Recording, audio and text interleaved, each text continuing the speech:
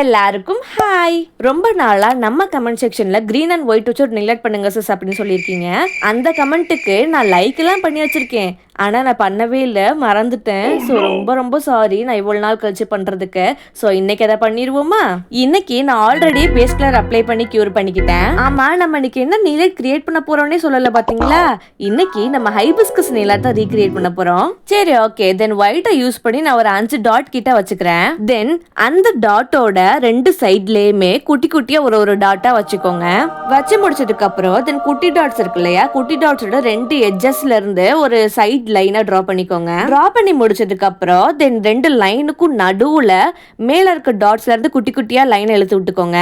தென் அந்த ஃபிளாரோட சென்டர்ல ஒரு டாட் வச்சுக்கிறேன். தென் சென்டர் டாட்ல இருந்து மேல வரைக்கும் ஒரு கர்வ் லைன் மாதிரி டிரா பண்ணிட்டு அதை பக்கத்திலேயே குட்டி குட்டி டாட்ஸா வச்சுக்கிறேன்.